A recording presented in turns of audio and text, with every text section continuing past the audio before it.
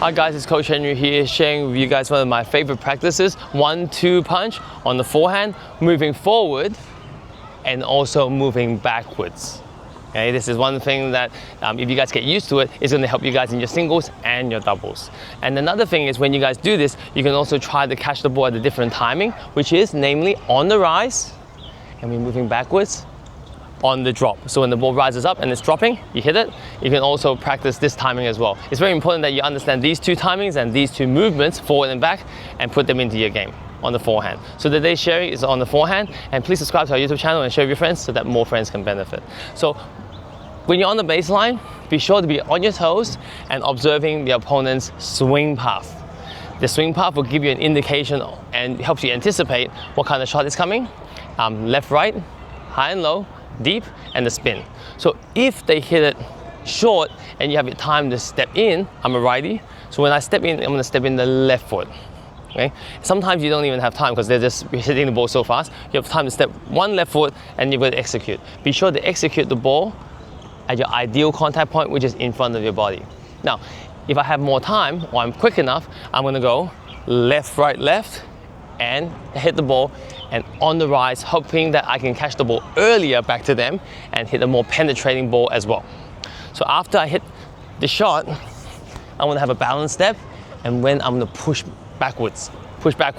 If I'm gonna go to the net, I'm of course not gonna push backwards. I'm gonna keep heading forwards, and we're gonna share the approach shot in another video next time. So if I'm pushing back and go to the baseline, make sure you split step. Now when you guys practice this shot, left, right, left, no matter if you practice through hitting or shadow movements, be sure to practice the recovery as well. Okay? Now, after you recover, and I want to catch the ball on the drop moving back as a practice or as hitting in the match, you're going to go right foot.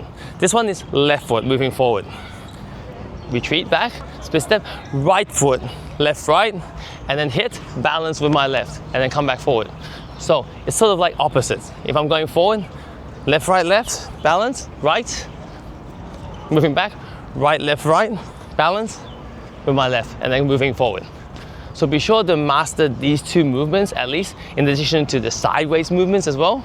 It's going to help you guys have a more rounded game on your forehand to deal with different timings and different movements in situations. Now, when you guys hit the ball on the rise, okay, you can go into the ball a little bit more, and plus you're a little bit closer to the court. But if you guys move back, you see that I'm in the red. I must aim the ball higher, okay, because I'm further back. It's a good rule, and I'm sure many coaches would agree that if you're further back, aim higher so that the ball has more clearance and goes deep in the opponent's court. But definitely both situations, you must turn early, have the racket ready so that you can turn into the shot after you hit the ball. You got to move back forward and recover. So hope these tips help you. I hope you guys enjoyed this video, and be sure to subscribe to our YouTube channel and share with your friends. And we look forward to helping you guys in our private lessons where we help our students through feeding methods and rallying methods develop all the parts of the games, including the forehand, moving forward and moving back. So look forward to hearing from you guys soon.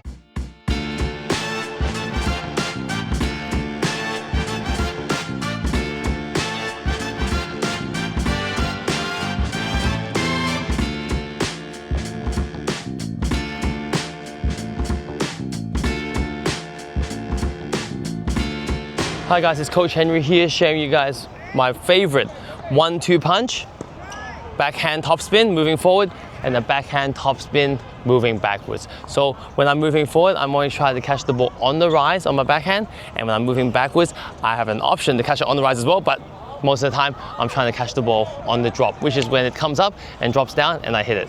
So please subscribe to our YouTube channel and share with your friends so that more friends can benefit. So today's sharing is about the backhand, and last time we shared about the forehand, and as you see in my demo, when I go ahead and move forward, I make sure I turn my body first and prepare my racket.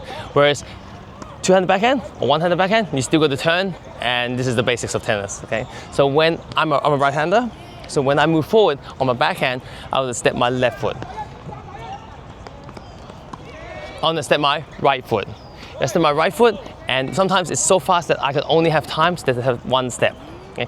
So if I step one step and I hit, and so be it. But if I have time to move forward, or if the ball is shorter, I'm gonna go right, left, right, and move and hit it earlier so that the ball is way in front of my body. So when I catch the ball on the rise, I'm gonna try to do more damage to the ball, my opponent, by hitting it more with some penetration and hopefully hit it earlier back to them, give them some pressure. But be sure when you guys go right, left, right and you hit, you're gonna have a balance step and then you push yourself backwards and recover. When you guys practice this through shadow movements or just hitting, make sure you practice the recovery as well so that you hit the ball and you recover back to the baseline. Of course, if you're going forward, then you don't have to recover back. We'll share a approach shot with you guys in the next sharing. So after that, when you come to the baseline and you want to practice the one moving back, be sure to go left, right, left, and hit. But you got to make sure sometimes the guy's shot is so penetrating or maybe heavy spin that you might just have to hit and lean back and hit. But if you have a choice, try to go earlier and then step back in to hit your shot. Because if you do that, then your shot has more support from your body and your stance, helping it be more offensive. Now, when you guys, like I said before in the forehand video, when you guys further back, be sure to hit it higher so you get more net clearance so that it clears it and hit deep into the opponent's court. So make sure after you move back and hit it, make sure you come back and practice the recovery as well. Now, usually if you're staying on the baseline and you're trying to build the point, you'd go cross court. So therefore your recovery position is towards the left of the center mark because I'm a righty. Okay, so just as a demo, 1, 2, 3, 1, 2, 3, and then come back. So make sure whether you hit on the rise or on the drop, you're gonna make sure you impact the ball at your ideal contact point, which is in front of the body and between the shoulder and hip level. Then it's gonna give you guys more support and your arm's gonna thank you for that. And over long-term use, you won't burn out your shoulder. So whether this is for single backhand or two-handed backhands, it applies to both. And upcoming in our private lessons, we help our students through feeding methods and rallying methods develop their game through a lot of practice. We hope to help you guys in our private lessons, and we look forward to hearing from you guys soon.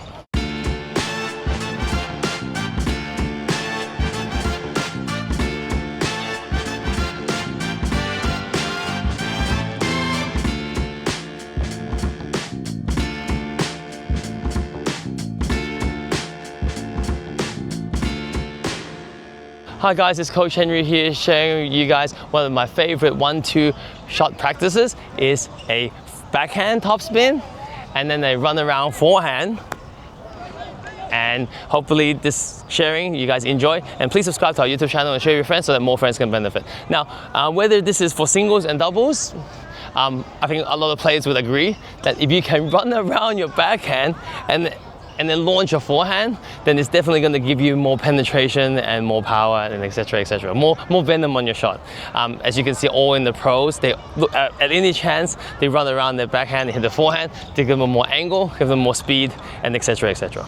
But definitely you still got to practice your backhand, right? So that's why it's a 1-2 combo practice, and just to share with you guys, this is one of my favorites. So we mentioned before in the backhand, I'm a right-handed player, so you go left, right, left, and step in when you can, and then with the recovery position.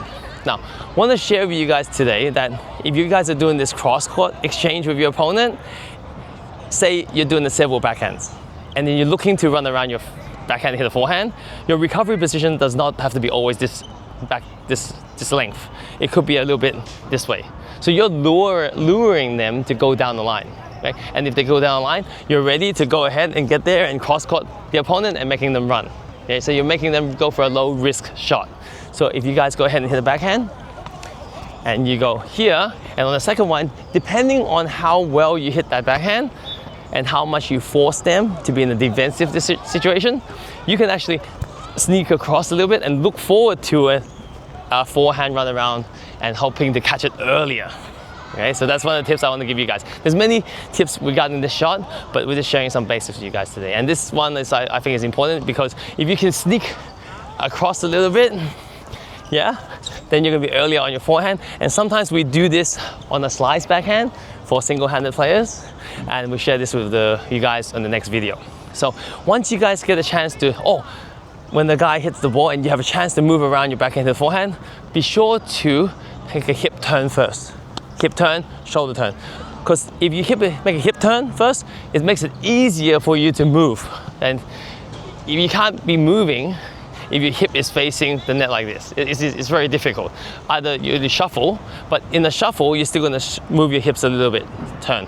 So for example, I go ahead and hit my backhand, and then now I'm gonna get a forehand, run around. I'm gonna turn my hips first, and I'm gonna do it this way. You can see that my bum is facing the other side of the court, and so now I come back, recover position. Now, two things is, on the slow ball, you can go slower to adjust to the timing of the shot. So you can go slower, and then come back, recovery. On the fast ball, you gotta make sure you backpedal.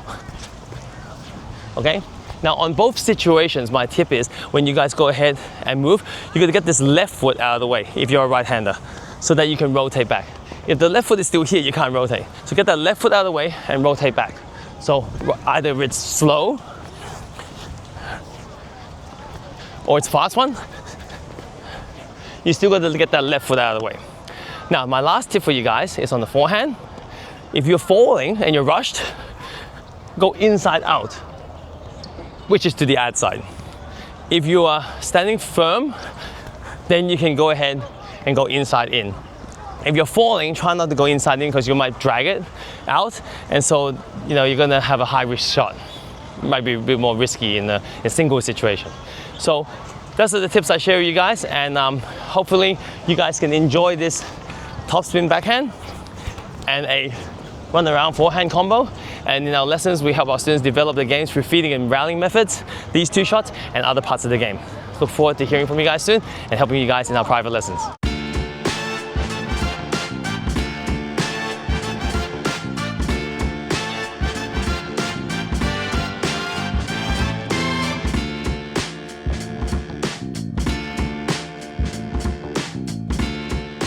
Hi everybody, it's Coach Henry here, sharing with you guys one of my favorite 1-2 combination practices is a topspin backhand and a slice backhand. Whether you use it for your singles or your doubles situations, it's going to benefit you if you can do this practice. Now, please subscribe to our YouTube channel and share with your friends so that more friends can benefit. Now, in our practice, in our private lessons, we help our students develop the slice backhand, topspin backhand through feeding and rallying methods. So we look forward to hearing from you guys and helping you guys on your game.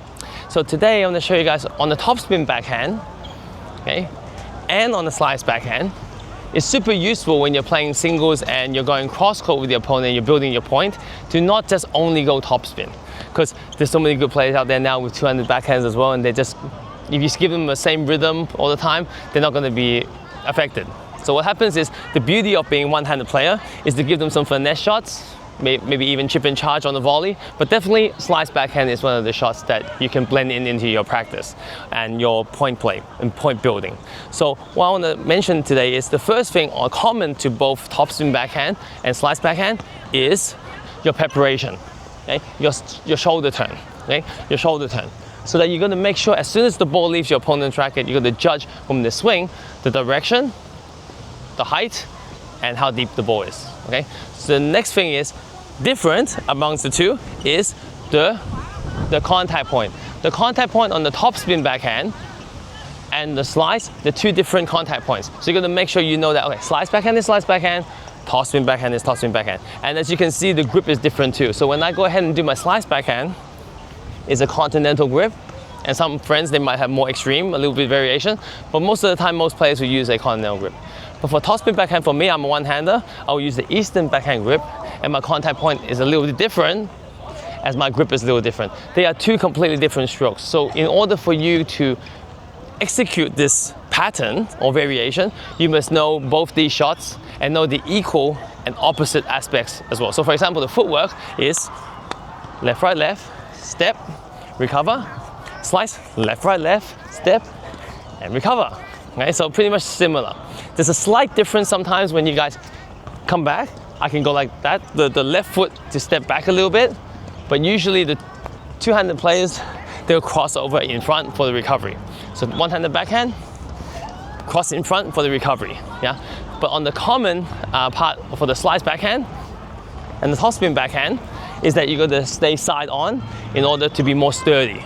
Okay, it's very important that you step in and be side on, stay with the shot so that you can execute the shot with good support until good completion. Okay, there's no wild swing in the slice backhand like this. You can give a little bit more acceleration on the topspin backhand, but definitely on the slice backhand, you're going to keep smooth. here's my tip for you guys. Don't switch them around and be only smooth on the topspin backhand and be super wild on the slice. Don't do that.